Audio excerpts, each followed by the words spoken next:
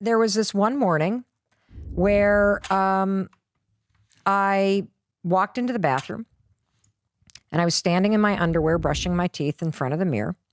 And I looked up at the mirror and my first thought was, ugh.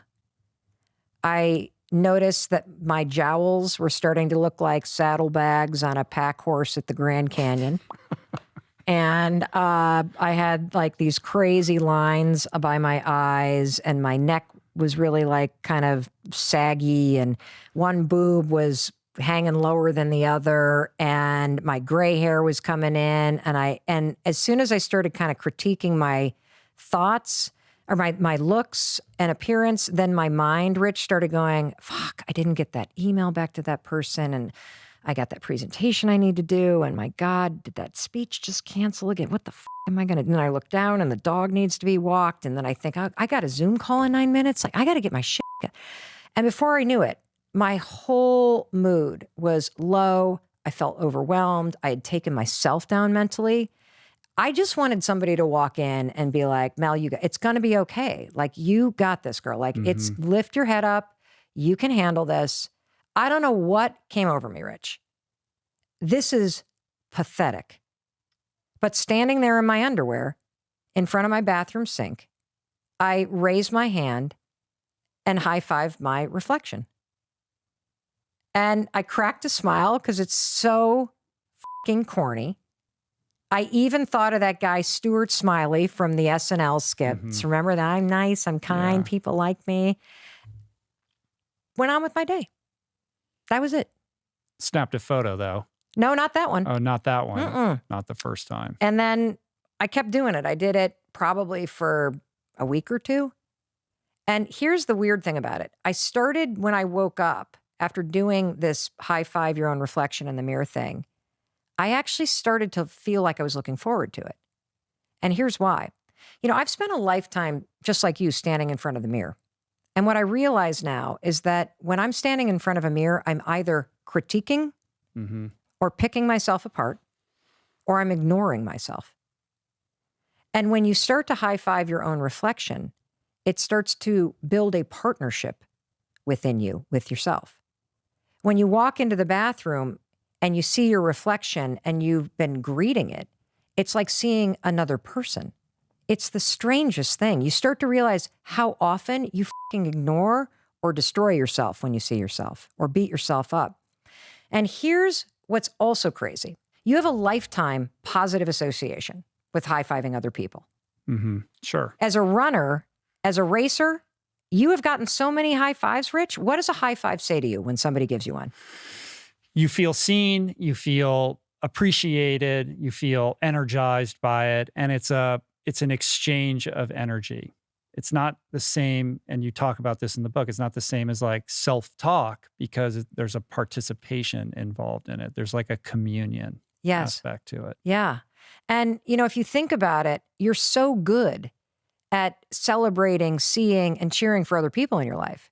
You plan birthday parties, you reach out to people when you're worried about them, you help out colleagues, you cheer for your favorite sports teams, you high-five people like Rich as they're running races past you, you buy people's merchandise, you do all kinds of stuff for other people, but nobody's taught you how to do it for yourself. In fact, the reason why it feels fucking weird to high-five your own reflection is because you've been taught to do the opposite. Why is the default to just beat ourselves down like that? I mean, it is crazy. We would never treat anyone else in our lives, especially the people we care about, the way that we treat ourselves in terms of the self-talk or the narrative or the critique or the, you know, the kind of harshness with which we, you know, judge our appearances, our behavior, the way we, you know, think back on things that we said the other day and just are horrified by our own selves. And it's, I don't know if it's everybody, but everybody, it's most people. Except for Buddhists. I mean, I think that they're like if you're a big practicing Buddhist, that's a monk. Right. That's like just why can't the default be the good things though? Well, why is it wired that way? You know why? There's cognitive bias. There's a bias towards negativity. And it's a protection mechanism that's a default from evolution, that if you remember the bad shit, you're more likely to spot it when it happens in the future. So you can avoid it. And here's where I think it begins. I believe my theory is that it begins two places. Either you, or that could be both actually, you either learned the pattern of beating yourself up because you had parents or caregivers that were hard on themselves or hard on you. And so as a child, you absorbed that pattern and you now repeat it and you don't even realize it. So those moments you're like, oh my God, I sound just like my dad or my mom. That is an example of a pattern that you've absorbed. So particularly for women, we've watched our mothers be critical about their appearance. We've watched our mothers ignore and criticize themselves in the mirror. And so we learn that from our caregivers. So that's one place. The second place that we learn it is when the drive in your life becomes fitting in. Fitting into groups in elementary, middle, high school, college, your neighborhood. That feels safe when you fit in. When you feel like you don't belong, you immediately go into a protection mechanism. And I believe a lot of the negative self-talk is a sorting hat type of mentality that we do to ourselves going, I can't be with those people. I can't be with those people. It's safe to be with those people. And you start to see yourself and the world around you as places where you belong and places where you don't. And part of the criticism, as fucked up as it sounds, that we engage in all the time is don't be too big, don't be too loud, don't show yourself too much, don't have blue hair, don't do this, other people won't like you. It starts as a way to protect yourself from being rejected, but the truth is you develop a habit of rejecting yourself. Right. Meanwhile, you're further divorcing yourself from who you truly are because you're not giving yourself permission to be yourself. That gets sublimated in favor of fitting in and, accommodating other people and acclimating your behavior around what will be approved of. Yes. So for me, I have clearly a lifetime of beating myself up and tearing myself down and regretting decisions that I made. And in the middle of stumbling through life, instead of being like, it's going to be okay, it's going to be okay, being like, you're really fucked up now, Mel. How does that help? Right. How does criticizing and being hard on yourself help? Why don't you like the size you are? Because it's unhealthy. Is it? Yeah. Okay. Because I don't believe in losing weight to be skinny. I believe in getting healthy because of how it makes you feel. Yeah. So if you love the size that you are and it's healthy, you should stay the size that you are. Oh. But if you look in the mirror and seeing your body the size that it is gives you evidence to say, I'm a piece of shit or I'm unworthy. What do you say to yourself when you see yourself in the mirror? All of those things. Tell me, what is it? Let's get it out of your head and let's bring it to the light because, you feel comfortable saying this to yourself when you're alone, don't you? It's me. I want you to say it out loud because it's not okay to say this stuff to yourself. What do you say to yourself that we're not going to say anymore? I'm disgusting. I'm disgusting. What else? I hate the way I look. I hate the way that I look. I hate the way I feel. I hate the way that I feel. Okay. What do you want? What do you deserve? To feel good when I walk down the street. Yes. Yes, you do. See, I think at the heart of this is a belief that you don't deserve to feel that way. So who taught you to feel that you don't deserve it? When did you start saying that to yourself, that you don't deserve it, Holly? Maybe when I was like 6 or 7. That's usually when it happens. So what I want you to do is I want you to leave here, and what you're going to go to war against is not your weight. You're going to go to war against the pattern in your head, okay? Because the longer you invalidate yourself, the less motivated you're going to be to change. Yeah. Because you're beating yourself down. So we got to start with not fixing you. You're not broken. You're perfect how you are, Holly. You are. I know you don't feel that way, but I feel that way. Yeah. It's the pattern up here that's broken. Yeah. So we just want you to have a zero tolerance policy for this, like, I'm not worth it, I don't deserve it, I'm a piece of shit, this, I'm all that. No, 5, 4, 3, 2, 1, it's like an axe. You got that? And then you're gonna come up, what can we say instead? I can do this. I do that, I can do this, but more important, I think it needs to be more heart-centered. I deserve to feel good. Yeah. I deserve to have what I want. Watch me go get it. You got that? Yeah. What is your takeaway from our conversation? I I deserve it. Yes. Yes, you do. Okay? you. Thank no you. more smack talking. Okay? Get Thank out of you. your head, woman. When you take on a massive change, whether it's trying to diet after a lifetime of being overweight, or maybe running your first race after a lifetime of never ever exercising, or maybe it's starting to date again after you lost your spouse to cancer, when you confront something that's going to require you to change your behavior, you basically come face to face with the gap between who you are right now and the future person you want to be. And sometimes when you see how big that gap is, it sucks. It's overwhelming. The amount of work that it's going to take to close that gap between where you're at and what you dream about suddenly feels insurmountable. The reason why you feel vulnerable and you feel insecure is because you're starting to focus too much on how much you're going to have to do, and that's overwhelming you. That's happened to me in my life. You know, what I come face to face with is this fear that I actually might suck, that I actually might not be able to do this. And when I start to convince myself that I'm not going to be able to close that gap between what I weigh now and what I really dream about looking and feeling like, then I start giving up. So you're gonna feel vulnerable. You're gonna feel insecure. And there are two things that I want you to do. I want you to narrow your focus down to the literally minute-to-minute decisions that you're making about your health. Don't think big picture. Get through today. Second thing I want you to do, I want you to use the 5-second rule. The way that you're going to use it is, if you have a diet, the diet is very straightforward. It's black and white. There's a list of things you're allowed to eat and a ton of things that you're not allowed to eat. So the diet itself is very straightforward and simple, but the reason why dieting isn't easy is because of how you feel about dieting. Dieting itself is simple. The reason why it's hard is because you listen to how you feel. I want you to go through an exercise where you write down all of the triggers that make you eat. Do you like to eat after you've had breakfast? Like you like a little snack on the way to work? Do you like to eat when you feel vulnerable? Do you like to eat at 5 o'clock in the afternoon? Do you like to eat when you feel bored? Do you like to eat when you're sitting in front of the TV? Do you like to eat after dinner? Do you sample everything off of your kids' plates if you've got kids? Like, identify all those areas where you fall into the trap of not following your diet. Now what I want you to do is to use a piece of research that has proven over and over and over again in an experiment after experiment after experiment that will make you 3 times more likely to stick to your diet. You ready?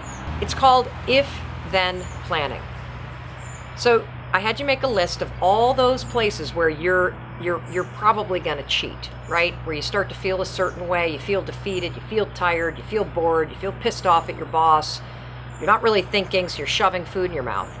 Now what you're going to do is you're going to take that list of things that trigger you to cheat on your diet, and you're going to use if-then planning.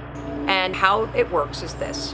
You're going to say, if I feel tired, then what are you going to do? Because right now what you're doing is you're eating. If I feel tired, then I'm going to stand up and go for a walk around the house. If I feel bored, then I'm going to stand up and walk into the kitchen, and I'm going to allow myself to surf online and check out Facebook for 5 minutes instead of eating. If I feel stressed out or I feel like I can't do it anymore, then I'm going to call a friend. The reason why you want to do this is because, first of all, you've told the truth to yourself about all the ways that you cheat and all the things that trigger you to overeat and not stick to your diet. And secondly, you've stuck something in place that is your plan B so that you're not subject to your emotions in the moment. So, here we go. You're vulnerable because you're focused on the gap between where you are and the future you. So first things first, let's narrow the focus and let's focus day to day, moment to moment on what you're doing. Second, you're going to use the 5-second rule. The moment you feel yourself cheating on your diet or being drawn toward food you shouldn't be eating, count backwards. 5, 4, 3, 2, 1. That will quiet all of the garbage in your mind. It will awaken your prefrontal cortex, and it will point you toward your goal, which is sticking to that damn diet. And finally, I want you to do an assessment and identify all the ways in which and things that trigger you to overeat and cheat on your diet. And then I want you to come up with an if-then. If I feel this, if I see this, if I catch myself doing this, then I'm going to pick up the phone, or I'm going to go for a walk, or I'm going to surf Facebook. I'm going to do something other than cheat on my diet. Try those things. Let us know how it goes. And most of all, we want you to know we're really proud of you for taking it on, because it takes a lot of courage to face the things that aren't working in your life and to push yourself to change them. I had 2 habits that were always a telltale sign for something's wrong in Mel's life. I would rearrange the furniture in the house, and I would spend money that I didn't have. It was almost like a way to pretend my problems weren't real. And we do the exact same thing with booze, by the way. We do the exact same thing with food, by the way. That reaching for something that you know isn't good for you becomes the pattern that you repeat when you feel like shit, when you feel like you have no power, when you feel like things are out of control, when you feel down on yourself. You reward yourself with those things temporarily. And so again, write down your goals. So what are the boundaries with money? What do you need to make? What do you want to put away? Be realistic in the beginning so that you can achieve it. Figure out what you need to do in terms of if you were actually doing that. I've always wanted a 6-pack and I don't have it. And I don't know, and I've never had it. And when I finally stopped complaining about it, when I got honest about what it was going to require. Oh, I'm dead serious. Dead serious about this. At my, at 49, with my affinity for alcohol and my love of carbs and my distaste for exercise, I have a small problem on my hands if I want a 6-pack. So if you were to go forward, right, and think, okay, well, if a year from now I had a 6-pack, what would my day-to-day life look like? Ooh. And you can get very clear that you're not committed to that. And then you can stop beating yourself up for the shit you never intend on doing, right?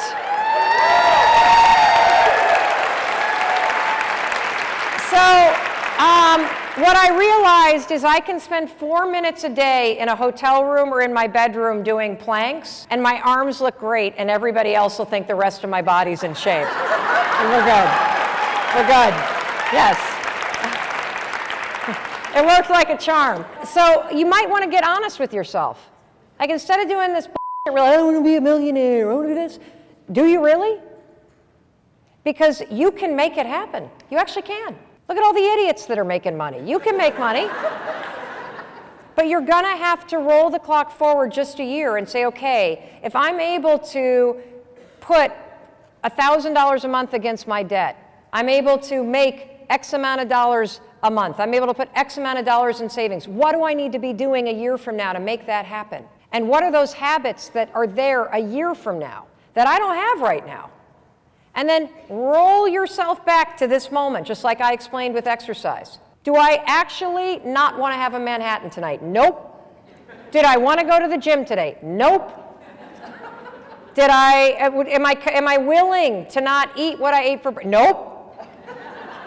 Am I willing? I did my 4 minutes. My arms are looking really good. But so bring it back, and then you will have the formula for pivoting at any moment.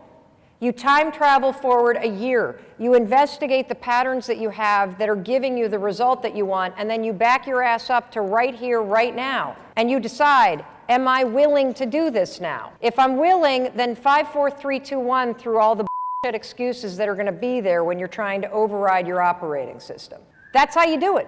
Or you have the reality check like I had, which is, oh shit, I just like to bitch. I don't intend on changing, so why don't we get this off the plate?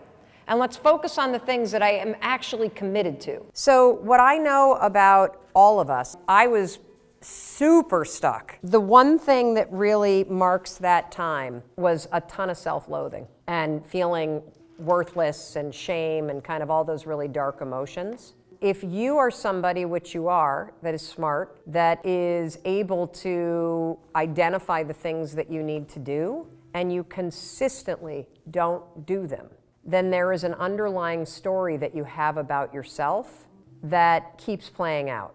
And maybe you were, I don't off the top of my head know your story in terms of your past, but maybe you were in an abusive relationship. Maybe you were in a relationship as a child with parents that made you feel worthless. Maybe you had a huge setback and you haven't recovered from it. There is an element to where when it's self-sabotage, what happens for a lot of us is we take what somebody else used to do to us and do it to ourselves because it's the only thing you know.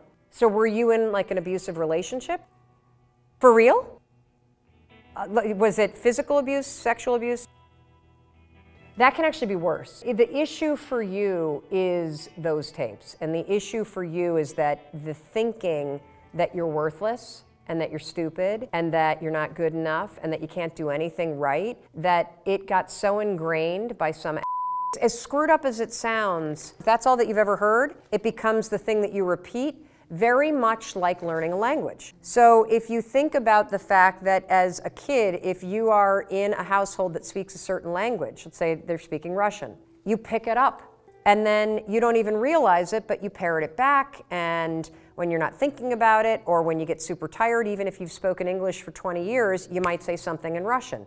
And that's what you're going to war against. Can you tell me in your own words, what is the word that you use? Do you know, is it worthless? Is it don't deserve it? What did he used to say to you that really hurt? Dummy? The reason why you don't carve out time for yourself and the reason why you blow off the appointments for yourself, notice it's not for other people, it's for you, is because of this underlying feeling that you're not important. And the only way to break this, you've already gone to therapy, you've already dealt with the tapes, you don't use that language with yourself. The only way to break apart this story is through action now. The reason why I say that is because you can make all the plans in the world, but until you see yourself taking action on the things that are important to you, your own inaction enforces the story that you're a dummy. Does that make sense? So it sounds like through intensive therapy, you got rid of the tape, but you didn't get rid of the behavior. What happens when somebody is beaten down and psychologically battered is you become paralyzed, you doubt everything, you feel like you're spinning in circles, you feel like you can't rely on yourself. That is a classic manifestation of emotional abuse because you lose your power. And so you start spinning. And for you, you've stopped doing that in your head, and now you're just frustrated as hell because you can't see yourself moving forward.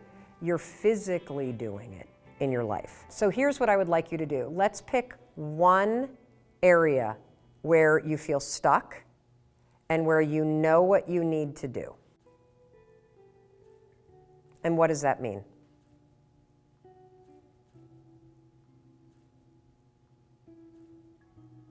See, dummy.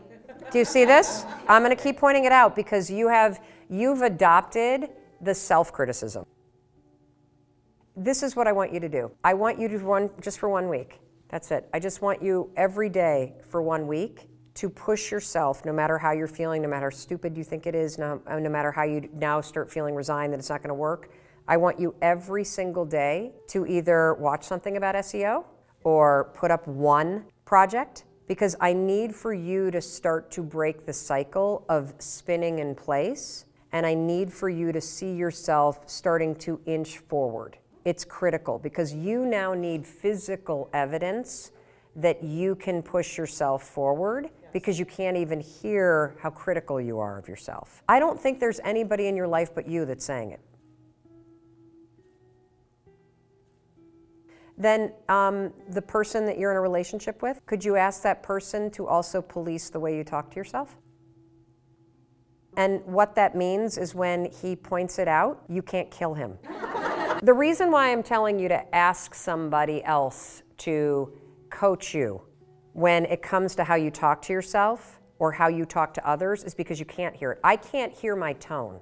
So I have this edge that I get that is really good in business, but when I bring it into the kitchen and I talk to the kids that way, or I talk to Chris that way, it is really demoralizing. And I have started asking the kids and Chris to point it out because I can't hear it. I just know I'm tired or I know I'm frustrated. It's amazing. The kids have started even saying, hey, anger spreads. Just because you're angry at work doesn't mean you get the right to talk to me that way. So it makes me angry when they point that out. But then I go, oh, there it is. I didn't even realize. I'm sorry. And I've gotten better about now immediately not getting angry that somebody's telling me that when I've asked them to, but actually taking the feedback and saying, thank you. I don't want to talk to you that way. And you're right. Just because I'm frustrated with a phone call I just had doesn't mean I get to take it out on you. You got this. And look, if you've done that much therapy, you have all the tools. And the thing about the advice to you is that we try to self-improve in isolation. It is so much easier when other people are helping you. So much easier. Whether it's exercise, whether it's your tone of voice, whether it's staying motivated, really big distinction for me, not to change alone. So I'm so excited to share this conversation that I had with my daughter with you. So I woke up this morning, and actually I should back up a minute. You probably know this, but in case you don't, right now I'm going through major changes in my life. My husband and I are selling the house that we raised our kids in for 24 years. We're looking for an apartment in Boston. I've never lived actually in downtown Boston. I've never lived in a high rise. I have made major changes in my business over the last year, and we are launching a new podcast business. We're hiring people. We're looking for office space. And it's overwhelming. It's exciting. It's scary. It's all the things that change always is. And every single morning since we have decided to sell the house went on the market today. This weekend, people are going to be shown the house. Every morning I wake up and I feel this wave of anxiety. And just all these, everything that you feel, right, when you're going through change. And so I was talking to my daughter this morning, and she said exactly what I needed to hear. She said, you don't sound like yourself, Mom. And I'm like, explaining, well, it's a lot, and this, and that, and I don't know. And she's like, Mom, it's not that deep. It's not that deep. Stop making it so deep. You're selling the house. Okay, so there's a lot of emotions. It's not that deep. So you're going to split your time between a place you love up in Vermont and in downtown Boston. It's not that deep, Mom. You got to stop telling yourself a story that's making you question everything. You got to stop telling yourself a negative story about what's going on in your life. And it really smacked me across the face. And it made me stop, because I think that literally that you and I have probably done the same thing. The last 2 years between the pandemic and the lockdown and the changes and everything that everybody was feeling, that was the deep end of life. But we are not in that deep end right now. It may feel like you are. But if you continue to do what I've been doing, which is to go, oh, but what, and the story you're telling yourself is about uncertainty and overwhelm. What if the secret to being happier, or the secret to feeling more confident, the secret to taking control of this moment of your life, what if it were kind of shallow? What if it were easier? What if it didn't have to feel like you were struggling in the deep end of life? What if it's not that deep? Because the fact is, you have made it through whatever it is that you've faced these last 2 years. And now is the moment to take a breath and be like, okay, let's go. Let's enjoy our lives. Let's do whatever it takes to take control and to get our freaking power and energy and mojo back. Let's get out of the deep end and let's start swimming towards something that's more fun.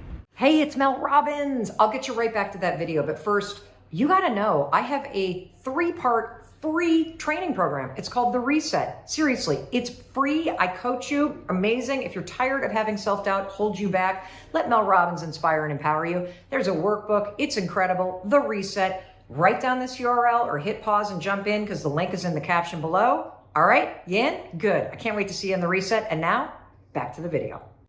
18 months ago, I decided to hit the hard reset on my life. I was miserable and isolated, and my business was broken, and there was a lot of toxic stuff going on, and it felt like one punch in the face after another. And so I made a decision to hit a hard reset on my life. And 18 months later, almost everything has changed.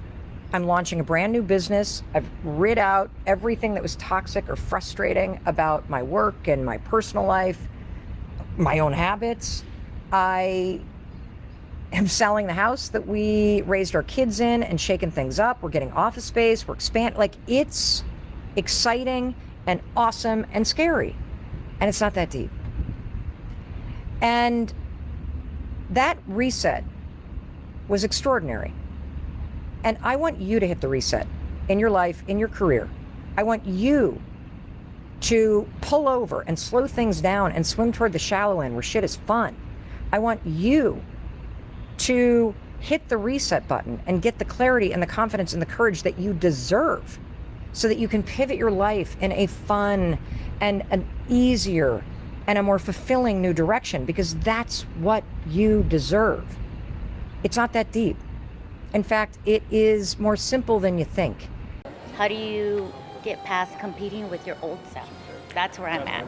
Like where I used to be, because like I had a head injury and had things happen. So I'm trying to get back to me. Does that make sense? Yes. However, since you have a head injury, Right. you are a new you. Yeah. And that's my fight. Well, hold on though. Hold on. You have to accept, forgive, and be compassionate with where you are. You have not mourned what happened. Yeah, it's true. Like, you really are living your life like this shouldn't be, this isn't supposed to be, I'm supposed to get back to where my brain used to be. And what I'm here to tell you is you will free yourself up the moment you are willing to accept what happened. Yeah. Let me tell you how to do it. It's really hard. You have to stop wishing things could be different. Yeah, and that makes it so hard, because it's like what you told the other girl about setting like boundaries and rules for yourself. That's what I've been doing. Like, I don't have alerts, I have post-its, I have things so I kind of don't fall into that trap, and keep myself kind of focused. Yeah. Because for me, it's like a memory problem. Yeah. So, Well, it's not, so you just have an issue with your brain and memory. That's it. That's it. And so you need to adapt so that you just have systems that keep the things that your brain won't remember front and center. But what will really change your life? Hey, it's Mel Robbins. I'll get you right back to that video. But first, you got to know I have a 3-part free training program. It's called The Reset. Seriously, it's free. I coach you. Amazing. If you're tired of having self-doubt hold you back, let Mel Robbins inspire and empower you. There's a workbook. It's incredible. The Reset. Write down this URL or hit pause and jump in because the link is in the caption below. All right, you in? Good. I can't wait to see you in The Reset. And now, back to the video.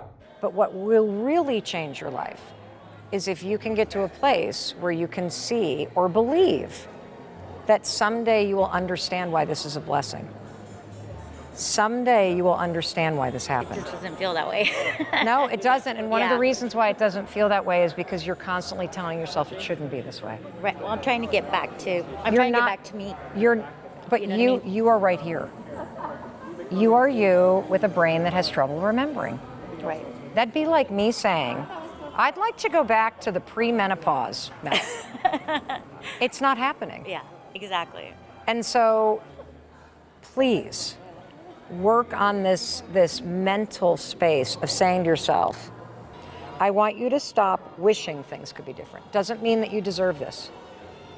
But acceptance and saying, this is the way that my brain is. And now I have an opportunity to embrace that, to be compassionate with myself. I'm actually very proud of you. You have systems, you have no alerts, you have no post-it notes that allow your mind to work. That has really helped. It does. The systems Yes. have helped me tremendously. Yes. And I also think there's a bigger impact for you to make because there are other people that have experienced what you're experiencing and you're further down the road than they are. And so maybe what you're going to discover is that you learn something about yourself when you're more compassionate and you're more open that this has happened. Like there's no reason why in sales meetings you can't be like, no, I just want everyone to know I was in a car accident and I've got this thing with my memory. So if I forget something, I'm looking at my notes because that, isn't working really. And people are like, oh, wow, that happened to my sister. Like just accept where it is, be forgiving and compassionate with yourself as you move forward and believe that this is all happening for a reason and something amazing is in store for you. I appreciate that. I mean it. I believe it. It's Because- just convincing myself now. Well, every day write about right. it in a journal. I agree. Because what you're convincing yourself is there's something wrong with me and I got to get back to how I was. And if I don't do that, I'm broken and I'm never going to be successful and I'm not going to be happy. And when that's what's in your head. Exactly the conversation. Exactly. So tell me the opposite of that conversation. I want to hear it come out of your mouth. I don't even know because it's been playing so many times. I mean, to me, it's like trying to ignore the new person and trying to get back over there. No, we got to ignore the old person. You got to decide who you're going to be now. Okay? So repeat after me. Okay. I am going to stop wishing I'm going to stop wishing this brain injury didn't happen. this brain injury didn't happen. I'm going to stop wishing the accident didn't happen. I'm going to stop wishing the accident didn't happen. I am going to accept my mind I am going to accept my mind and I'm going to move forward. and I'm going to move forward. And I'm going to be a rock star And I'm going to be a rock star. and I'm going to be happy. And I am happy. That's one thing. Great. It's like, and I'm going to be happy and I am happy. And I'm going to enjoy my life. And I'm going to enjoy And my the life. faster I accept that the accident happened The faster I accept the accident happened and I stop wishing that it hadn't, and stop wishing that it hadn't. I can look out the windshield of my car, not the rearview mirror. I can look out the windshield, not the rear view mirror. Every time you fight this accident and you fight and you tell yourself you need to go back, you're looking in the rearview mirror. Wow, okay. What did you just get? No, it's true because it's like I'm not here. I'm back there where it happened. I feel like I died back there. Yes. You know what I mean? But you didn't. You didn't. You have a huge, amazing, beautiful life to live. Thank you. So every time you catch yourself looking back, I want you to catch it and go, oh, there I go again. No, I'm going to look out the windshield because that's the way you're going.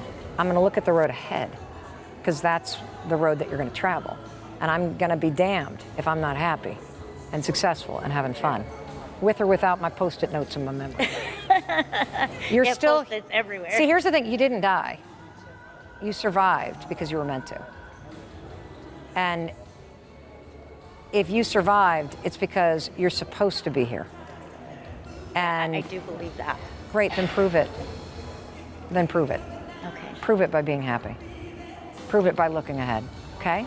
Okay. Awesome. Thank you so much for the advice. I appreciate it. You're welcome. And there's no inspirational force that's more empowering than being cheered for by your teammates. That belief that they have in you transfers to a belief that you have in you. And so we know instinctively how powerful this is, and yet we have been trained to deny it to ourselves. That somehow if you have to empower yourself, you're weak. Bullshit. If you empower yourself, you're strong, you're smart. And so with women, and with men too, but I've found this to be the case with a lot of women, and this is super sad, that there is this belief that if I've done nothing that's worth celebrating, I don't deserve celebration. That I don't deserve celebration until I lose the weight and get to that number on the sale. Yeah. I don't deserve celebration until I get that job, until I'm dating somebody, until I buy that house, until I get through. And that's the opposite of what you actually need. You need celebration and support so that you can do those things that you deserve and you want in your life. And so here you are withholding the very thing that you need, support, celebration, love. You're waiting for somebody else to come waltzing in and give it to you, which they're not going to. And the secret to life is learning how to give yourself the support, the celebration, the validation that you as a human being need. So that's one thing that women feel. The second thing is this idea that if you are somebody that celebrates herself, you're a bitch. Right? That there's something wrong with you if you call attention to you. And that may be because your mom, kind of didn't call attention to herself and was uncomfortable being the center of attention. Maybe you got the messaging that you needed to be seen and not heard. Maybe it got reinforced in your family that you're supposed to be the good one or the quiet one or the, nice one or the conscientious student or the this or the that there was a role for you to play. And that if you stand there and validate yourself, that somehow it means that you're not all those things that other people need from you. It's complete and utter bullshit. And let me tell you why. When you were born, celebration, validation, all of that stuff was hardwired in you. Literally. When you were learning to crawl, you saw a mirror, you would crawl up to that mirror. Have you ever seen a baby go to a mirror? They like put their hands on it, or looking at it, they love it, it's amazing. Love their face. That's in your DNA. That's what you are born. You're born to love the sight of yourself. Your life trained you that you're not supposed to do that. And so I'm on a mission to make everybody on the planet understand, because this is both for men and women. It doesn't matter where you are in terms of gender and or all genders that you identify with. Every human being has 3 fundamental emotional needs: to be seen, to be heard, and to be celebrated for the unique person that you are. We all love watching these videos go viral of caregivers coaching little kids to be like, I'm brave, I'm awesome, I'm this. And yet as an adult, somehow we think it's stupid to stand in front of a mirror and tell that to yourself. You fucking need to hear it. And you're sad because nobody in your life is telling you. It starts with you. The other thing that goes viral all the time are teachers standing outside of classrooms, right? Giving every kid an individual handshake. Why? Because that handshake alone makes somebody feel seen and acknowledged and supported. And I'm here to tell you, if you want that, and you do want that, you need it. It is the most powerful source of motivation on the planet to feel those things. It starts with you. And it can start every single morning with a simple high five in the mirror. Ooh, girl. All right, so I love everything you're saying. I want to kind of go even deeper. So you said, all the things that it tells you, and I really want to take one at a time because it's so beautiful how you said it. So confidence is really saying, I believe in you. Yeah. I think it wasn't until I discovered the high five habit that I profoundly realized how much self-hatred I was dealing with. And despite everything else, yeah. Well, and this I think is a really big piece of the power of this, especially if you're somebody who's achievement oriented, and everybody that listens to this podcast feels a big calling and wants to do more in the world and make a bigger difference and a bigger impact. There's a real danger that's very common, Jay, that you start to marry, or you've always married, being worthy or lovable with what you're doing and what you're achieving. And it works both ways in terms of if you don't have the number on the scale, it means, again, the dust on the mirror. You are not worthy because you haven't achieved it yet. And for those of us that have achieved some things that we've set out to do, what happens is you find that as soon as you achieve the thing, you actually need to do something else. Bigger, better, because it was a thing that you achieved that made you lovable or worthy. And the real trick, and this is everything, is being able to know and feel in your bones that you are lovable and worthy just because you're breathing. And that was a huge breakthrough for me. Yeah. And so, no, I never celebrated because I think I was so married to this idea that unless I'm doing or winning or achieving, and it happens so subtly when you're little because you start to get so much positive praise when you get a good grade or when you do something at school or when you make your mates laugh or whatever it might be, that you start to go, oh, That's what love feels like. Oh, if I do that. And so you outsource love and validation to outside things. And I'm here to tell you, we all got to learn how to bring it back home and anchor the validation and love that you need where you are right now every single day. And it's only in discovering this that I had to confront just how much I was beating myself up, just how much I was tearing myself down, and how I was chasing these things. Because what I actually wanted was to feel loved. Like if you ask yourself, okay, great, you want to make $1 million. Why? There's a feeling that you're looking for from that. And if you can start to work on bringing that feeling into your day-to-day life for yourself, it changes the way that you go about achieving things. Like I didn't even enjoy half the stuff that I did because I was constantly maniacally focused on the things that weren't working rather than the 100 things that were. And the same is true with everybody's day. You don't even know the number of amazing things you do every day. You feed the dog, high five. You got the kids to school, high five. You read 10 pages of the book, high five. You said a nice thing to a stranger, high five. You got something done at work, high five. You got through 70% of your inbox, high five. Instead, you focus and ruminate on the one thing you didn't get to, and then you use that as evidence, again, dust on the mirror, to see a human being that's not measuring up and never will, and all that stuff their stupid fourth grade teacher said to you must be true, dust on the mirror. No, you need to interrupt this. If you could always just look in the mirror and see a human being that's trying and that's worthy of a high five, and a human being that failed and okay, we're going to brush it off and that's worthy of a high five. Somebody who is running the marathon of life that you're going to celebrate every step of the way.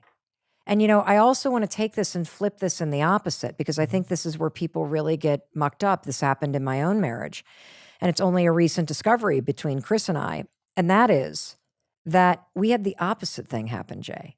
So when Chris and his best friend went into the restaurant business and they poured 7 years into it and gave it their go, and at the end of the day, they sold it, you know, for pennies on the dollar to the next investor, and they did not return the profit that they had hoped they would return to their investors. Now, what was interesting about watching this all go down is that our best friend, who was Chris's partner, was able to leave the experience and go, okay, entrepreneurship. I'm so proud of us. We put in so much work. We built something amazing. We had an incredible brand. We were incredible leaders. Did we return the profit? No. But that's not everything in life. And he moved on. My husband could not. He literally said, because I didn't achieve, because I failed, I am a failure who is not worthy of love. And for 7 years, he has walked into a bathroom with the dust that has said, I am a failure. And so as you have been looking for, why doesn't she love me more? Somebody who fails goes, how can you still love me? And it's only until, it doesn't matter how much I love the guy, it doesn't matter how much I build him up, and, you know, I'm so proud of everything that he's done and all the stuff that Chris is doing, and he's had a massive breakthrough in this. And part of it is through the high five habit because of the resistance. But I can't do that. Look at the failure that I've been. If you don't love yourself, you won't allow somebody else to love you. Yeah. And so when you can separate what you're doing from your soul and your intention and your spirit and your humanity, and you can stand with yourself every morning, and that high five doesn't necessarily become celebration, it becomes acceptance, and it becomes compassion, and it becomes acknowledgement, and then it becomes slowly celebration and momentum and forward energy that you need when life drags you down. Yeah. And so it's really a profound point you just made, that it's only when you love yourself for breathing, for living, for being, just as you are, that level of acceptance that we so want from everybody else. And I'm telling you, you have an opportunity to do it for yourself by keeping your promises, by being kind to yourself, by standing before yourself and seeing a human being who needs you and who loves you and who's going to be with you your whole life. Your sense of feeling like the effort is worth it begins and ends with how encouraging, supportive, and kind you are to yourself. You have to become aware of it, and you have to realize that sometimes, like, the way you talk to yourself, like, believe it or not, it does impact us, and whether we want to admit it or not. I think sometimes people, when they're feeling so down about themselves, they have a hard time admitting that something in their life is going wrong because they're already feeling so low that the idea of even having something bring them even down lower, like, scares the hell out of them, right? Yeah. So let's break this apart. Let's role play here. Okay. So let's say you are. What was the sport that you played as a kid? I tried to play all sports. I wasn't very good, but I would say the sport that I was the most consistent with was basketball. Okay. So little Doug is on the basketball court, and there's a foul, and Doug is the person that is selected to shoot the free throw. And little Doug steps up to the free throw line. And then all of a sudden they call a timeout. And you come running back to the huddle. What would be the most empowering and encouraging and motivating thing that your coach or teammates could do or say in order to help you perform and feel your best when you step onto that line? Like, I believe in you and you're going to make it. I believe in you and you're going to make it. You got this. And then they send you back into that game with a high five, right? How would that make you feel, little 9-year-old Doug? I'd feel pretty confident. Right.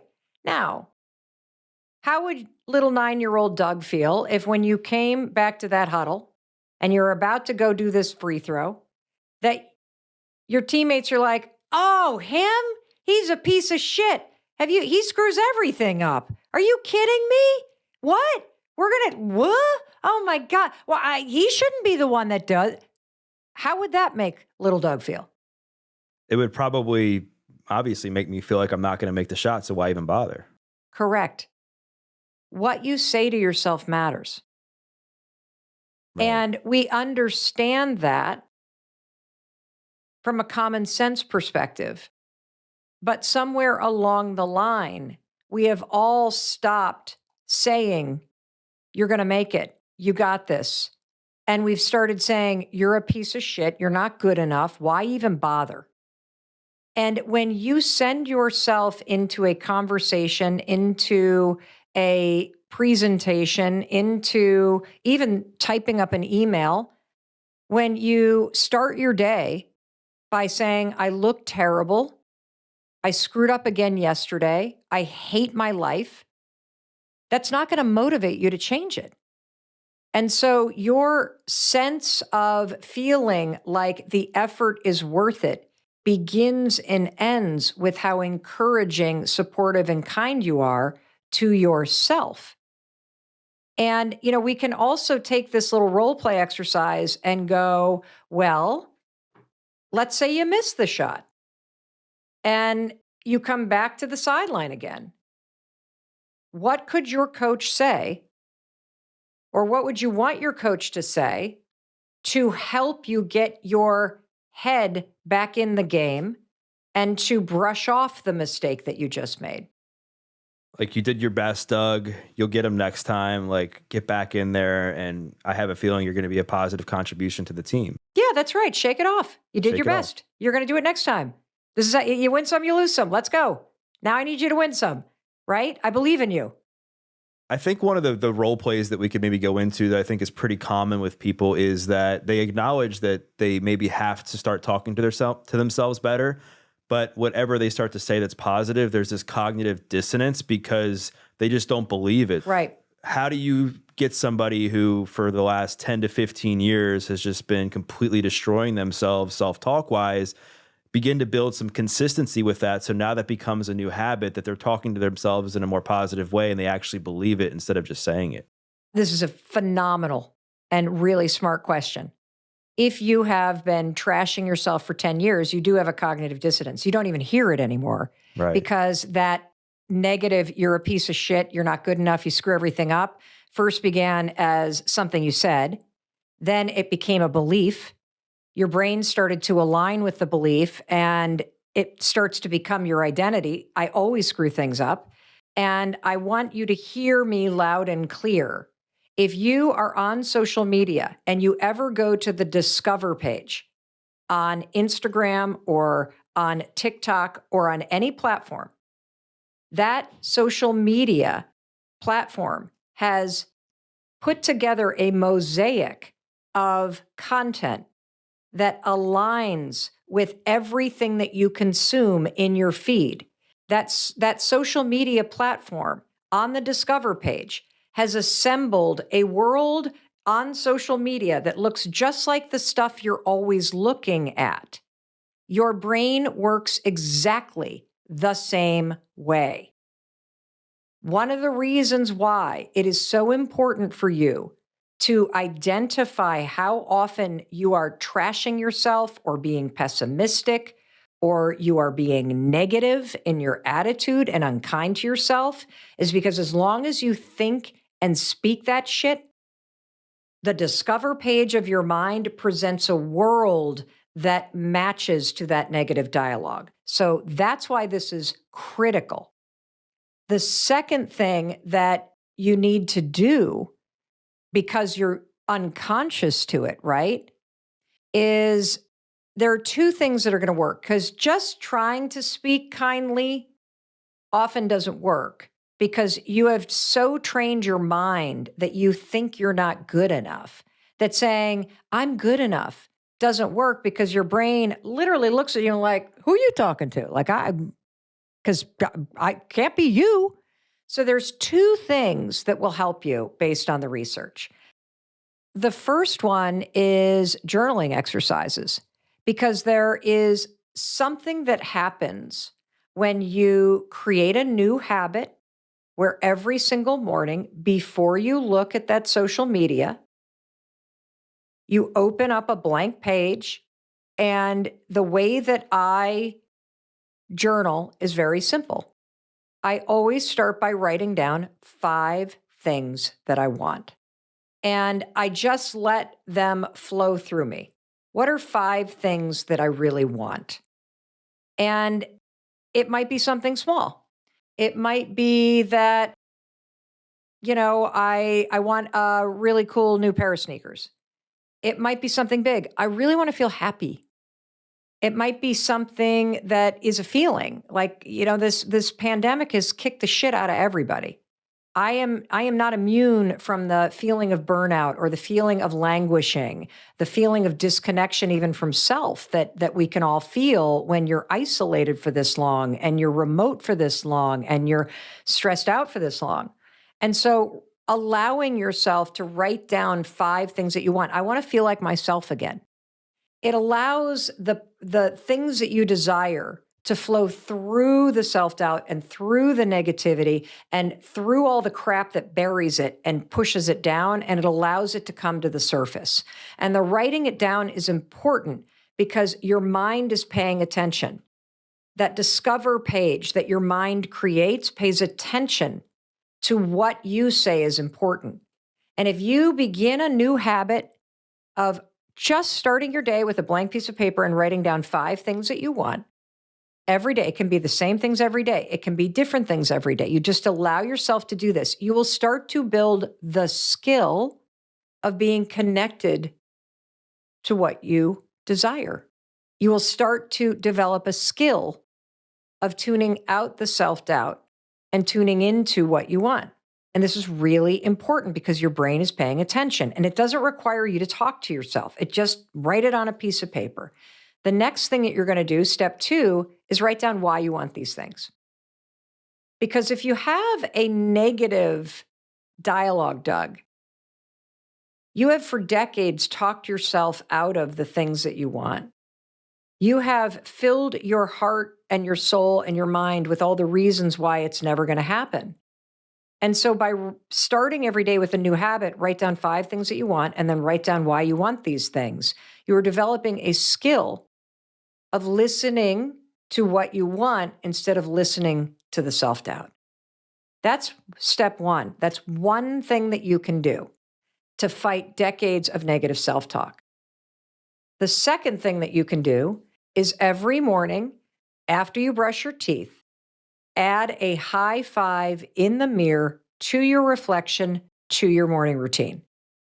That will have a shockingly powerful impact on your negative self-talk. And the reason why it does is because your brain watches you do it, and you only give a high five to somebody that you believe in, that you're rooting for, that you're kind to, and that you want to see win. And what we've found based on researching this simple habit, adding a high five to the mirror every single morning, you don't say a word. As stupid as it sounds, just high five the mirror. What we have found after researching this for 18 months and having 153,000 people from 91 countries do this for 5 days is that it has a profound effect on how you speak to and how you see yourself, because it is an action that demonstrates to your brain that you care about yourself and you support yourself. And so those are two physical things that you can do to start to shut down and fight back against the critic that is programmed into your head. You see, Nina did the high five challenge with me, and she had a powerful breakthrough. This is what she wrote, everybody. I have been living with body dysmorphia for more than 20 years. After doing the high five habit for just 5 days, instead of hiding from my face, I'm finding myself grinning at me instead. Kathy said the high five habit is fundamentally changing how she sees herself. You see, this is what she writes. We have this pattern of seeing ourselves in the mirror and always looking at all the flaws. I notice my eyebrows are not aligned. My white hair is growing. Ugh. Why do I have a double chin now? My arms look flabby. I see so many things wrong with myself. And in the world where Zoom and video calls and Facebook Lives rule, it's not just the mirror that we have to live with. It is seeing ourselves on camera more times than we would want to. For me, Kathy writes, the habit of high-fiving myself in the mirror creates an affirmation, a physical act of celebrating myself. The act alone forces me to look at my face, my body in a different light, a brighter light, a kinder light, a more compassionate and joyful way. I found I cannot high-five myself and say bad things in the mirror. You know, that's true. You can't high-five yourself and think something or say something bad. It's neurologically impossible because of the programming associated with a high five that's already in your mind. This is why it's so powerful. We're unlocking neural associations that are already in your mind, everybody. You see, you deserve to be celebrated as you are right now, not when you lose the weight, not when you make more money, not when you fall in love or get into graduate school. Because research shows when you learn how to love and accept yourself wherever you are right now, you will be better able to ride the ups and downs of your life. And by the way, accepting where you are right now is not about complacency, everybody. Accepting where you are and being kinder to yourself and treating yourself with a level of respect and self-worth is the secret to self-motivation. When you feel worthy, it's motivating. When you feel respected, it's inspiring. When you feel a sense of worthiness, you will feel worthy of bigger things in your life. You cannot not pound yourself into the ground and believe or feel motivated to change. It doesn't work that way based on the research. It's the opposite. This is why it's so hard. This is why you're struggling, everyone. Because you want these big things in your life and you deserve them. And you have goals and you have dreams and you have desires. But you stand in this present moment and you have all these hopes and dreams and desires for your life and for yourself. But what you do is you just punish yourself mentally. That's why you're not motivated. You have to learn how to be where you are right now, accept where you are, and know in your heart you still deserve to be treated with loving kindness and respect. And when you flip that switch in your brain, in your body, and in your spirit, you will be more motivated and inspired to walk toward the things that you deeply yearn for in life than you ever have before, because you will feel worthy of those things. It's so cool. You know, when you beat yourself up all day long, you're pounding yourself into the ground, and you're more vulnerable to feeling like you are being buried alive when life gets stressful. Everything starts to feel like a beatdown. But when you start to look at yourself in the mirror and accept yourself as you are right now and see a person who deserves celebration and support, you're going to tap back into that natural motivation, celebration, and resilience that you were born with. Because you weren't always like this. We are on page 53 right here, everybody. This is one of my favorite parts of the book. Page 53 in chapter 4, and I'm going to read it to you right now. I'm Mel Robbins, and we're reading from chapter 4, page 53 of my instant best-selling book that is changing people's lives. It's called The High Five Habit. Here we go. You ready? Everything I'm about to teach you is already in you. That's the coolest thing about the High Five Habit. We're tapping stuff that's in you. Self-love is your birthright. As a baby, you loved the very sight of yourself. You'd crawl up to a mirror and you wouldn't just high five yourself. You know what you used to do? You used to press your face against your reflection and smile and laugh and love on yourself in one wet, sloppy, open mouth kiss. And there is so much about you to celebrate. Let's start with how unique and special you are.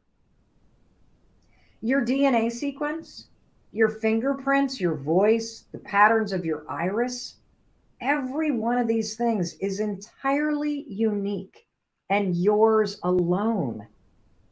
How you see the world, the way you laugh, the things that you've experienced, the way that you love, it all comes down together to create something magical. You are the only you that will ever exist. Each one of your distinctive gifts and talents is a phenomenon because they are unique to you. And you need to celebrate that shit. And you know what? You are so much stronger than you give yourself credit for. Resilience is hardwired into your DNA. I mean, think about when you learned to crawl as a baby. You didn't try once and give up. You didn't lay on the floor and gaze morosely at the ceiling and say, well, I guess this is my life. It's time to throw in the towel. I'm never going to learn to crawl. I think I'll just sit here on this spot on the rug in my diapers and stare at the ceiling. No, you tried again and again because you didn't have words. So you couldn't tell yourself some sad story about how you just can't do it and you're not good enough or smart enough or strong enough. You know what you did? You kept trying. And eventually you pulled yourself across that floor. You're also naturally intelligent. You don't give yourself enough credit for this. By simply watching the people around you as a baby, you figured out how to coo and smile and crawl and scooch and eventually walk. And it didn't matter that you fell an average of 17 times an hour while you were learning to walk. You just kept trying. And that tenacity is still in you. And here's something else, everybody. Celebration is part of your DNA too. As a kid, every time you succeeded at something thrilling and new, you'd laugh and screech and raise your arms up above your head. If the music would play, you'd shake your booty and wiggle and jump around. You are perfectly designed to feel loved, resilient, joyous, and celebrated. That's why a stranger's high five feels so damn good. A high five strikes deep down to the core. It hits the you of you. And it reminds you of something you've forgotten, who you really are, and how you're meant to feel. It's incredibly normal when you stop and pause and assess how you feel about your own life and the state of it. It's incredibly normal for you to rank it low, because most of us walk around with a very negative viewpoint about our own lives. That's number one. And that's a mindset and a perspective that we are going to change. Number two, one of the things that has helped me a lot when I get into moments in my life where I get present to disappointment, where I feel very sad, where I start to beat myself up over where I'm at in my life versus where I thought I would be. Specifically, what comes to mind is when I was facing bankruptcy and I was 40 years old, and we, had 3 kids, and I thought I should be in a different place in my life. And thinking and judging my current state against where I thought I would be, it made me sink even lower. And so what you're experiencing is very normal. The fastest way to stop beating yourself up, the fastest way to stop feeling regret over where you're at in your life right now, is to literally say to yourself, I did the best I could. I did the best I could. Because guess what? If you could have done more, you would have. And so if you literally just accept where you are, you're not feeling connected, you're not where you wanted to be, you're disappointed with how your life has turned out up until this moment, that's okay. But the first thing that you need to do to free yourself of that negativity is to say, hey, if I was capable of doing more, I would have. I remember there was a moment in time where, this is a really stupid example, but there was a moment in time where a lot of our friends started buying bigger houses or joining private clubs, or they were able to take their families on very expensive vacations. And that was just something that was not a possibility for me and Chris at the time.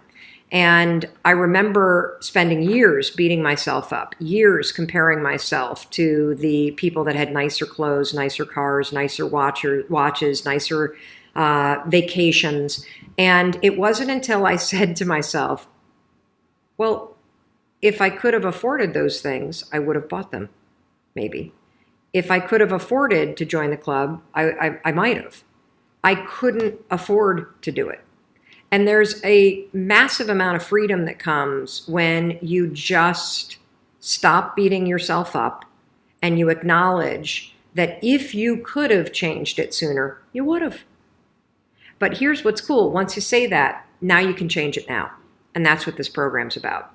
So cool to feel the sadness, okay and normal to feel the disappointment. And then say to yourself, hey, I am where I am. If I could have done more, I would have. And now it's time to move on, because guess what? You can do more. You signed up for this program. You're taking your life and the things that you want to change about it very seriously. And the skills that we're going to teach you are going to help you. They're going to help you free yourself from the mental jail. Because I'm going to tell you something. If you spend the next year, which many of you were going to, you were going to spend the next year telling yourself, my life sucks. I should have done something sooner. You are going to spiral in your own head as you beat yourself up over and over and over again. And that's got to stop. The reason why you haven't changed your life to date, you want to know why? It's because your mindset has blown. It's because you live up here. You don't live out in the world, you live up here. And up until this moment, up here has been a very negative place.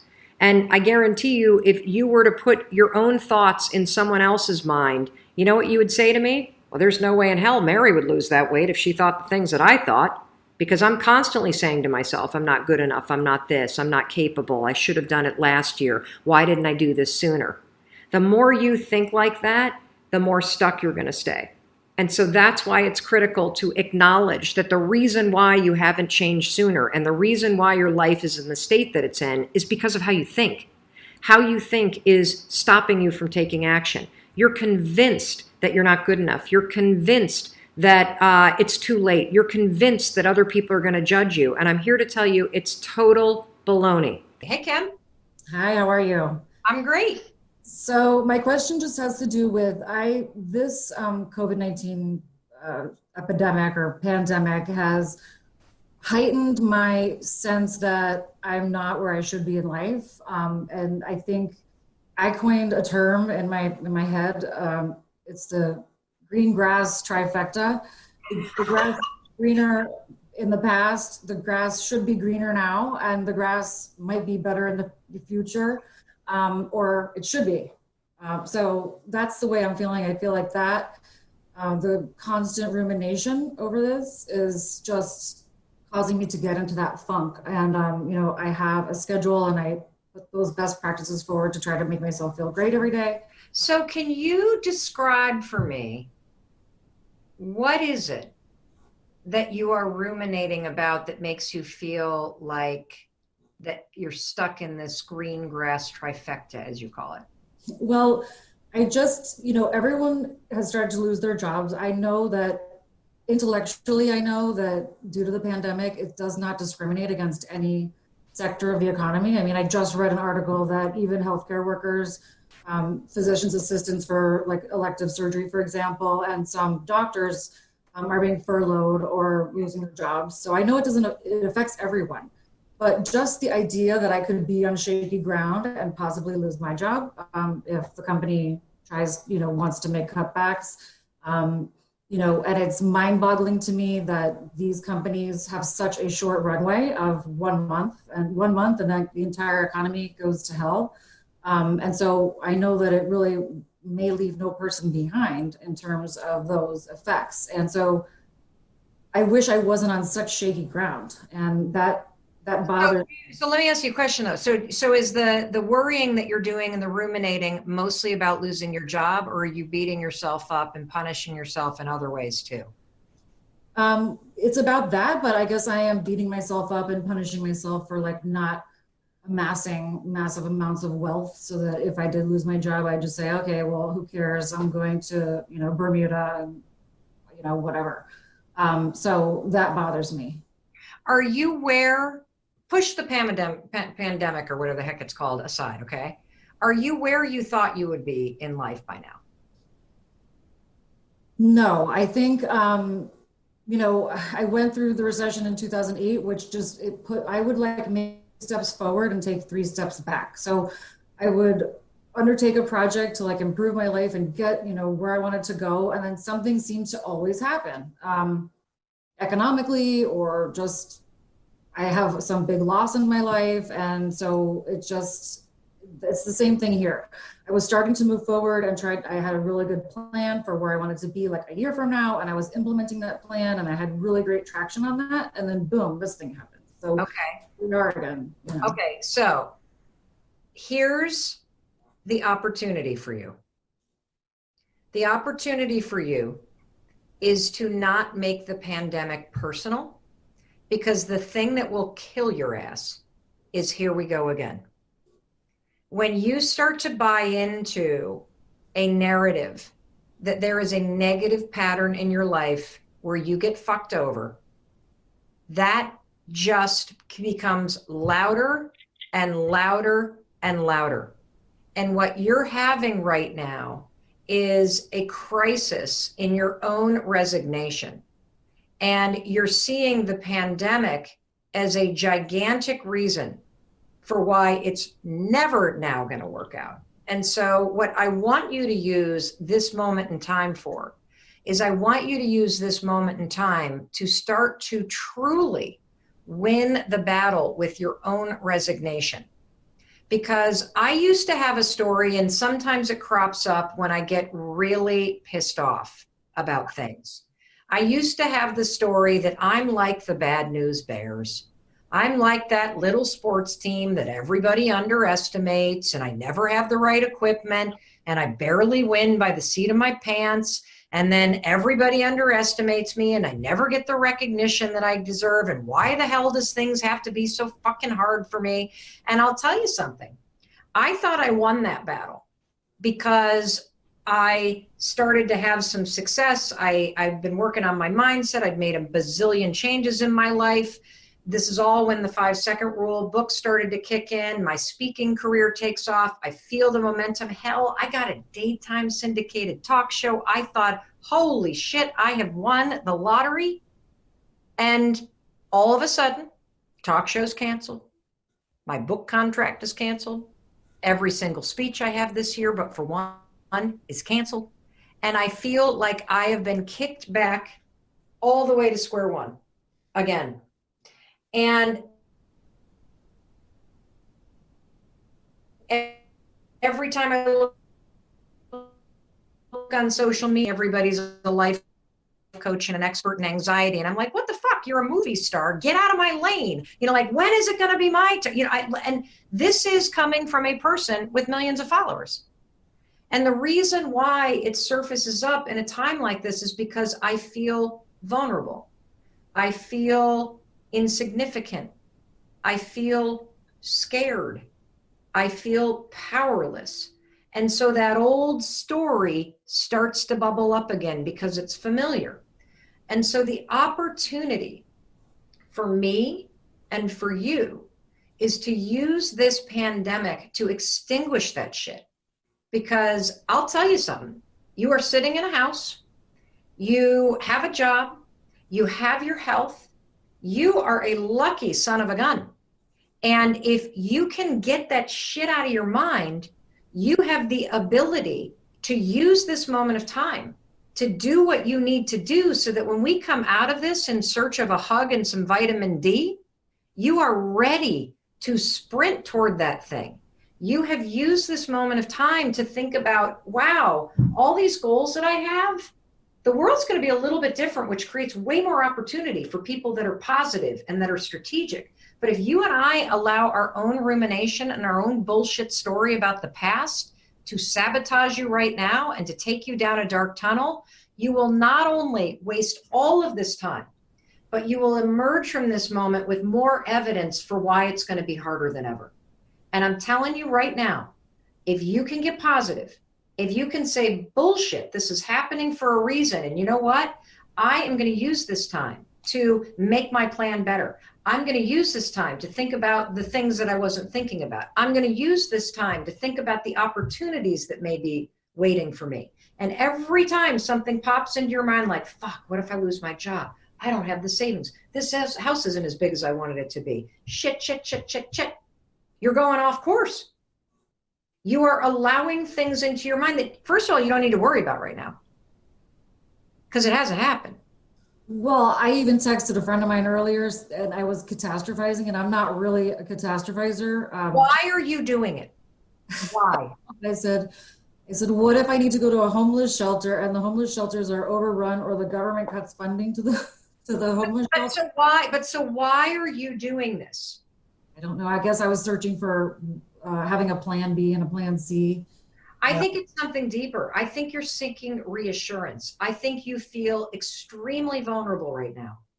And you are seeking reassurance. And your form of seeking reassurance is to get super dramatic. Right. So that everybody's like, oh, just calm down.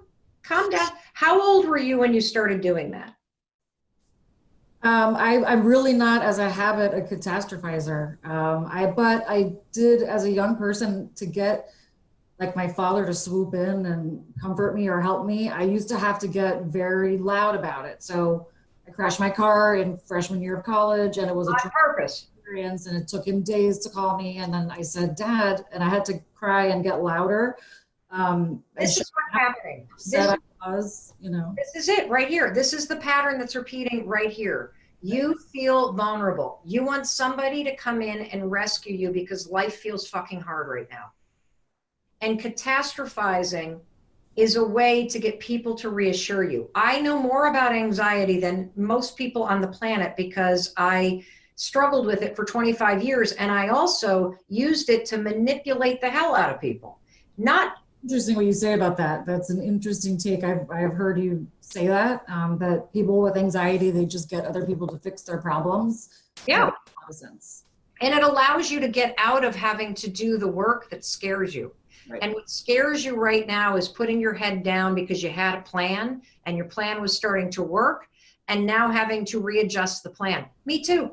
I had a plan too. My plan was to be a daytime talk show host. It was to write another book and publish it at the end of the year. It was to do another 60 speeches this year. It was to launch another course. All that shit just went, it scares the hell out of me to think about how am I going to reinvent myself in this moment. And it's easier It's easier to scroll through social media and be pissed off at people who look like they're ahead of you. It's easier to walk out of my office and walk into my husband's office and go, oh, what if this happens? And what if that happens? What if the other thing happens? And then he reassures me.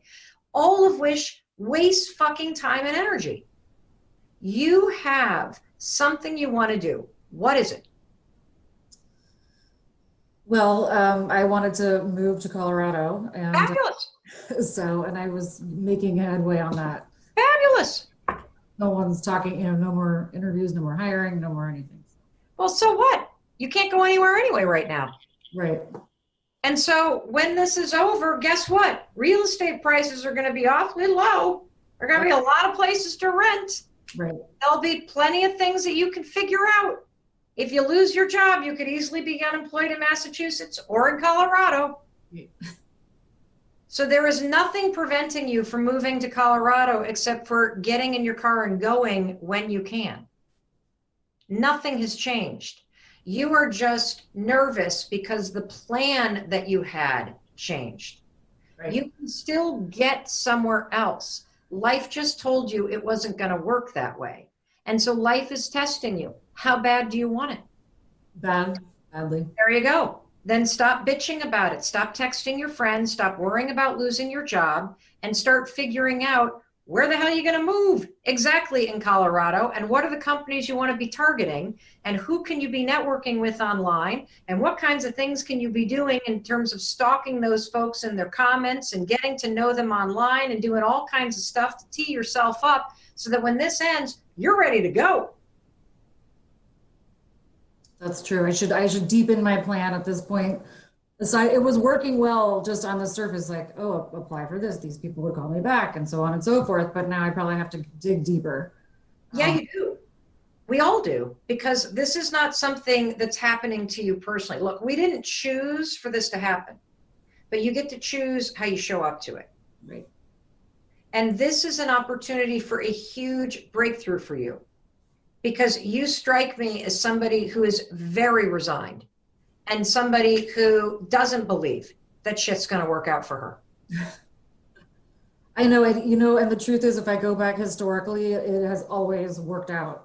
I said, oh, I want to live here and do this and drive that car, and it's always worked. So I don't know. Why don't you believe in yourself? I don't know. I'm going to have to think about that at this moment. Why, or write down all the evidence for why I should. And go back in history and say, well, you did it this time and this time and this time and this time. And so that's evidence that you the evidence isn't convincing you because you're sitting here telling me about it in a very flat, unemotional way. You have a narrative that your life is hard. Right. And that it's not fair. And I don't know where that came from, but it's not serving you. And I would be willing to guess that it's either somebody else's story that you just started to adopt as your own, or it is something that you made up because of something that happened to you as a kid. Right. And as you have gone through life, surviving everything and overcoming everything, the story that life is hard and it's not fair has remained. You see, life is just life. And you are the one that's deciding that it's not fair and it's hard. I want you to start telling yourself a different story. This shit's going to get easy. I'm a problem solver. I'm a survivor. If anyone's going to come out of COVID-19 and this bullshit, it's going to be me, because I'm going to be in a car driving to Colorado to meet up with all these people I've been networking with, because my life is easy because I'm a doer and I believe in myself. That is your core issue, is you are telling a narrative about your life, whether it's true or not, doesn't matter. What I know is it doesn't fucking serve you. And that's what's got to change. Yeah, I've overcome a lot of obstacles, and they were all kind of unfortunate events that I couldn't control as a kid and moving along, even though I had a wonderful childhood. But there have been obstacles. And so I do feel like in many ways, I'm like a survivor instead of just thriving. I'm surviving. And that's not, you're right. I need What to, does it mean to thrive in your mind? to for everything to come not easily, like, oh, here, come give it to me and you know, slap it on my lap, but for me to say, this is what I really want to do. And then the steps move along and things happen and they come through in a positive way. And I get what I want relatively easily instead of having such a struggle. Well, what if you're the only part of the struggle? What if you're the one? And I'm not talking about a struggle out there. I'm talking about the struggle in here. I'm looking for a little, oh, here it is. Hold on. I've been using this a lot. Is this one? I don't know. This will work. It's I've got another word on this, but oh, here it is. Let me see. So there's, oh, is this going the right way? Can you see this? External, internal. There's external struggle and internal struggle. This is the struggle that needs to end. Right. Thriving would mean not getting all that stuff. Thriving would mean that you are doing what you're doing without punching yourself mentally and emotionally the entire time you're doing it. Right, removing the resistance. It's almost like when they're doing a roof and there's tar on the street and you drive over it and it just tacks on to your tire. Same thing. You just have to get rid of that because here's the thing that has changed my life and always diffuses the bullshit stuff that I tell myself about being the bad news bears. You ready? The thing that I'm in right now is preparing me for the chapter I can't see that's coming.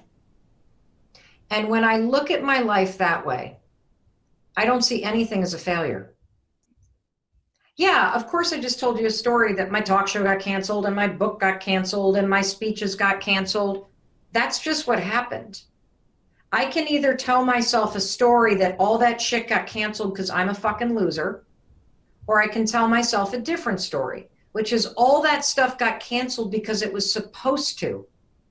I wasn't supposed to do that talk show. I was supposed to learn something doing it. I was supposed to meet people doing it. I was supposed to gain some sort of skill doing it that is preparing me for the next thing that's amazing that I can't see. And that's already coming true because that's been the story of my life. If I really want to tell it in a positive spin, of course the book was supposed to get canceled because that publisher was a pain in the ass to deal with.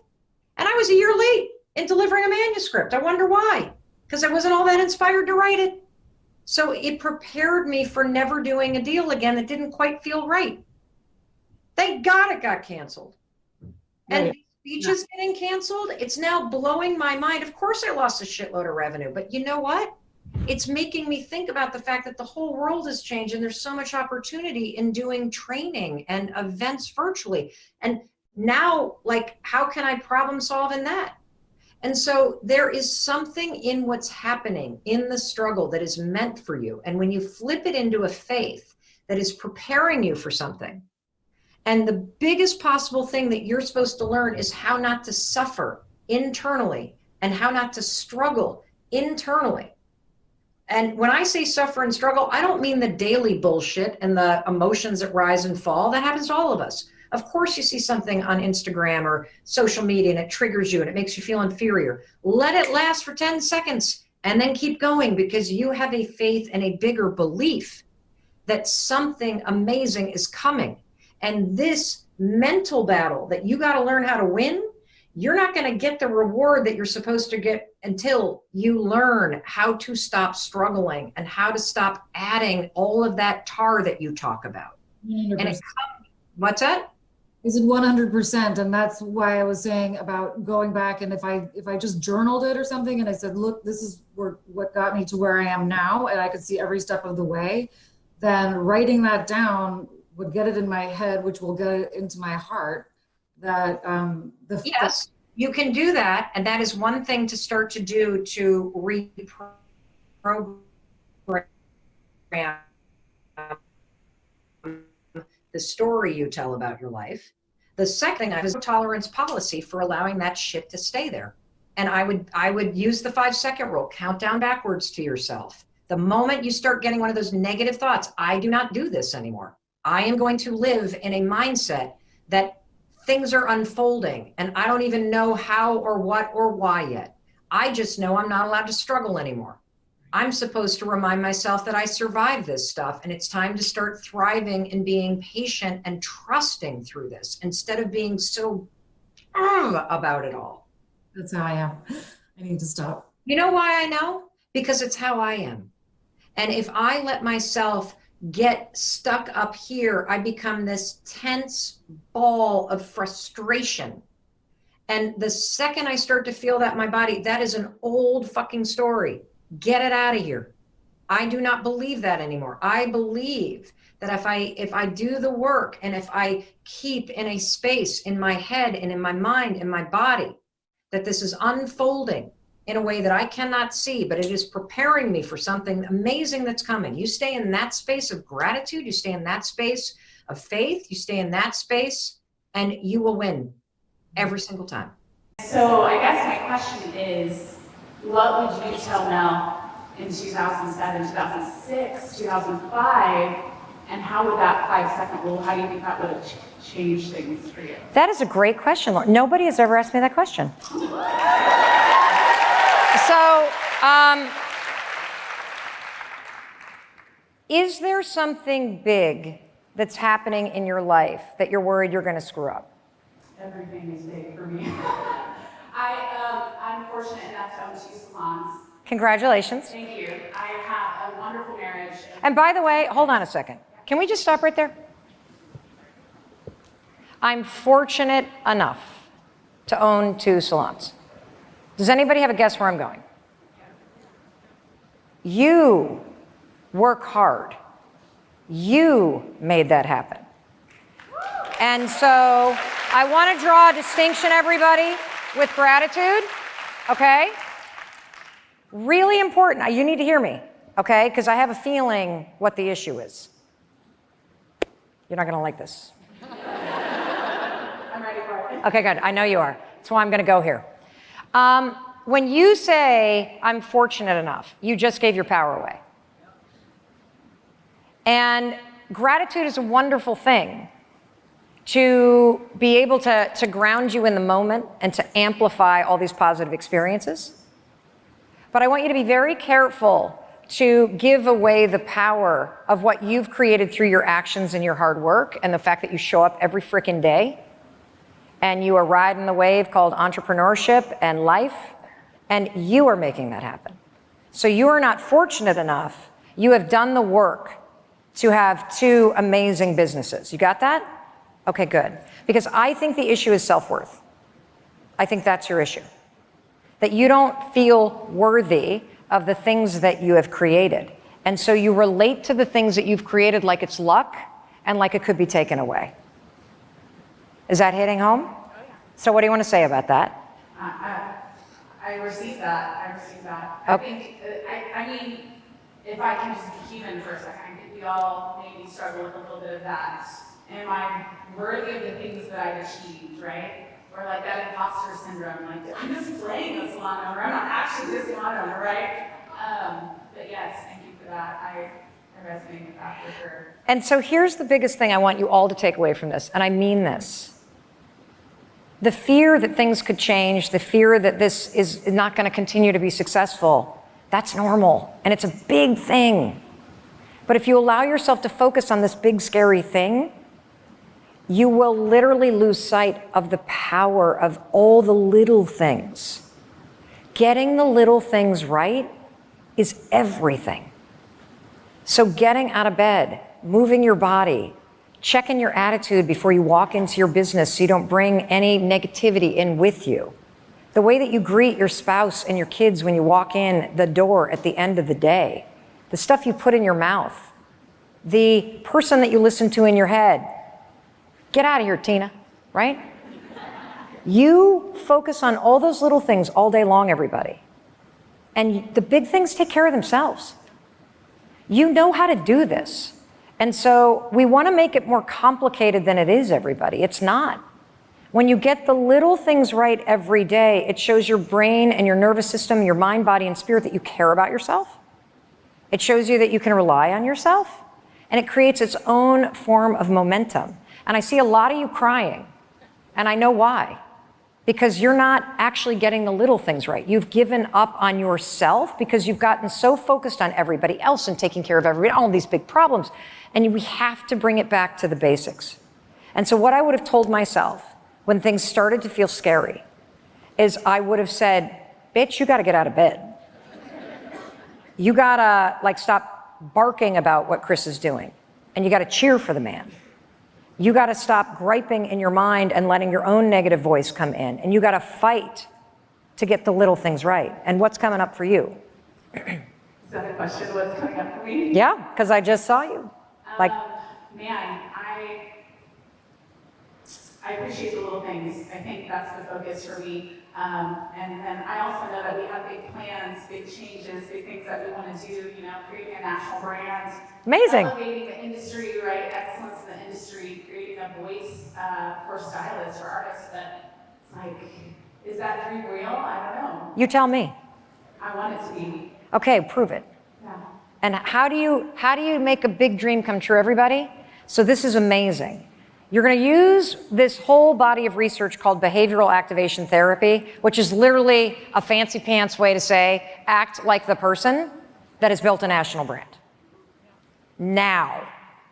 Act like the person you want to be now. And there's a simple way to figure this out.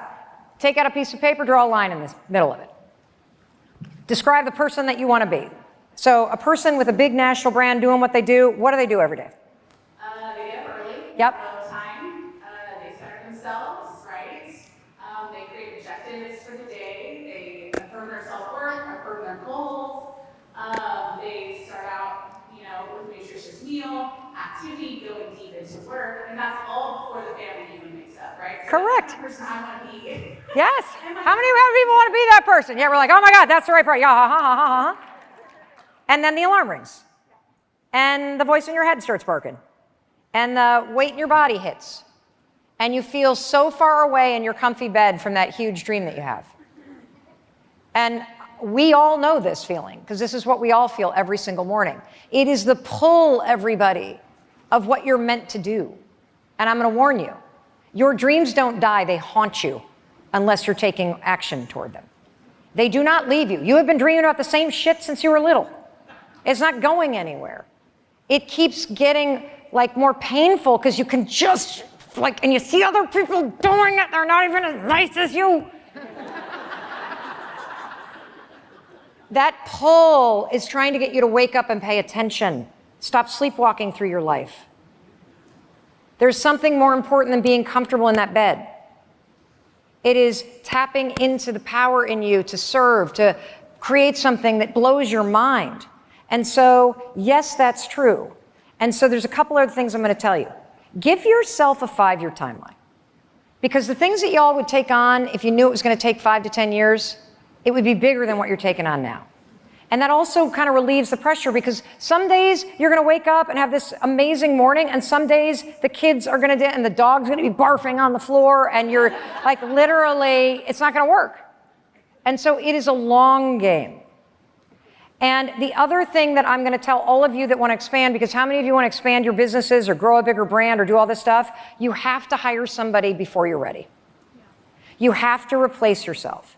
So once you understand what all the little things are that you got to get right in your business every day, from the time that the doors open to what the morning meeting looks like, to the type of energy that you want, to the playlist that's there, to when the counters get wiped down, to who's cleaning the bathroom, to all of that stuff, you got to hire somebody to replace you. Because now that you know what all the little things are, you need somebody to do that so you can free up time and capacity to work on the bigger things that are calling you. Because otherwise you're going to start to resent your business because you're busy doing all the stuff you shouldn't be doing anymore.